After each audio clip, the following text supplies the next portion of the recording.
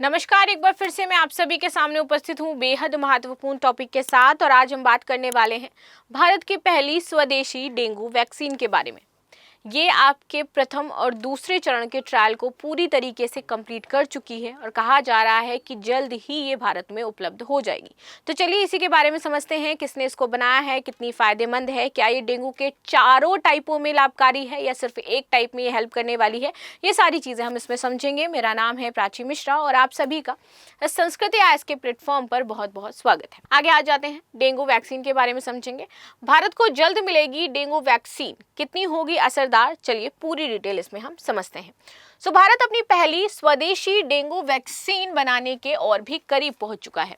पहले और दूसरे चरण की सफलता के बाद भारतीय आयुर्वेदिक अनुसंधान परिषद और पेनेसिया बायोटेक द्वारा डेंगियोल, इसका नाम रखा गया डेंगियोल वैक्सीन, इसके तीसरे चरण के क्लिनिकल ट्रायल को शुरू किया जा रहा है। जैसे मैंने बताया कि पहला और दूसरा चरण जो था, इन्होंने पूरी तरीके से कंप्लीट कर लिया है और बहुत सही इसमें सटीक सफलता हासिल करी है। अब तक लगभग 8,000 प्रतिभागियों ने इसमें नामांकन कराया है ट्रायल के लिए। अभी भारत में डेंगू के लिए कोई एंटीवायरल उपचार या फिर लाइसेंस की जो वैक्सीन है वो प्राप्त नहीं है। कब तक पूरा होगा क्लिनिकल ट्रायल, तो आपकी आईसीएमआर के जो वैज्ञानिक हैं, इनके अनुसार डेंगियोल के तीसरे चरण में क्लिनिकल ट्रायल के लिए लगभग 10,500 प्रतिभागियों का नामांकन किया गया है। देश के 20 केंद्रों पर अक्टूबर तक इसकी पूरा होने की उम्मीद है। भारत की स्वदेशी टेट्रावैलेंट एक डोज वाली डेंगू वैक्सीन डेंगियोल जो है, ये पेनेशिया बायोटेक ने विकसित करी है। तो इसको पेनेशिया बायोटेक द्वारा विकसित की गई है। आप देखो यहाँ पर ये जितने भी आपके टाइप होते हैं 1, 2, 3, 4, इन चारों टाइप में सिर्फ इसकी एक डोज ही काफी हो जाती है। तीसरे चरण का परीक्षण पिछले साल अगस्त में शुरू हुआ था और इसी परीक्षण के पहले प्रतिभागी को पिछले वर्ष पंडित भगवत दयाल शर्मा स्नातकोत्तर आयुर्वेदिक संस्थान रोहतक में टीका लगाया गया था। ट्रायल जो है वो अब तक पुणे, चेन्नई, कोलकाता, दिल्ली और भुवनेश्वर सहित जो विभिन्न आपके 20 केंद्र हैं, लगभग वहां पर चल रहा है। क्या होता है प्लेसिबो? देखिए, प्लेसिबो एक ऐसा पदार्थ है जो देखने में दवा जैसा लगता है, लेकिन इसमें कोई सक्रिय घटक नहीं होते हैं। प्लेसिबो से शरीर में कोई प्रभाव नहीं होता है। इसका इस्तेमाल ये पता लगाने के लिए किया जाता है कि जो दवा है वो कितनी और कैसी मानसिक असर डाल रही है।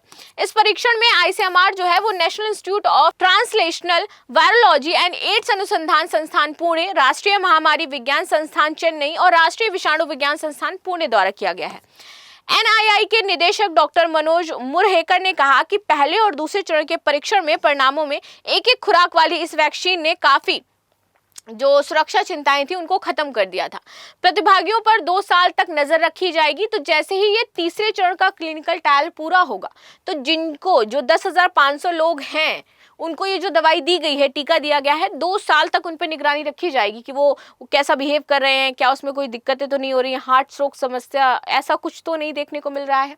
इस परीक्षण के इस डेंगू टीके के असर का मूल्यांकन किया जाएगा और सभी 4 सीरो टाइप के लिए प्रभावी वैक्सीन है। तो जितने भी इसके टाइप होते हैं, 4 सीरो टाइप होते हैं ना, इन चारों में ये प्रभावी होने वाली है। यहाँ पर डॉक्टर का कहना है कि 4 सीरो टाइप में ये क्रॉस प्रोटेक्शन होता है, जिसका अर्थ है कि व्यक्ति बार बार संक्रमण का अनुभव कर सकते हैं। तो ये चारों में ही आपकी इंपॉर्टेंट है। भारत में डेंगू वायरस के सभी 4 सीरो टाइप कई क्षेत्रों में संक्रमण फैला सकते हैं।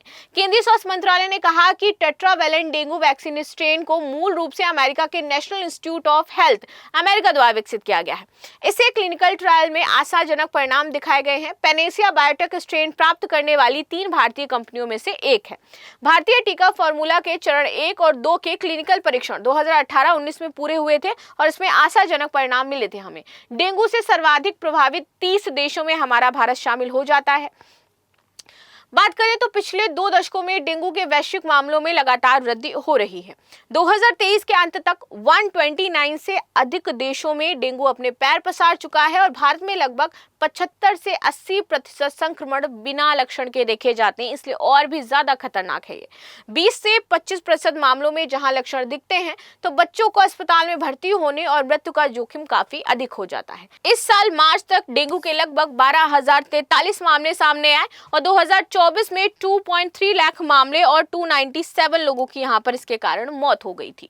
तो बहुत ही ज़्यादा ज़रूरी है कि डेंगू का टीका भारत में विकसित किया जाए ताकि आम जनमानस को इससे सुरक्षा मिल सके।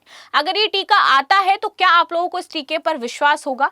क्या आप ये डेंगू का टीका लेंगे, या फिर ये आपको कुछ कोविड-19 वैक्सीन का जो टीका आया था और उसको लेकर के जो कॉन्सिक्वेंसेस हो रहे थे, आपको परेशानी हो रही थी, तो क्या आप उस तौर पर इसको देखेंगे? आपकी क्या राय है पूरा इस टीके को लेकर के, इस मामले को लेकर के? वो मुझे जरूर शेयर करिएगा।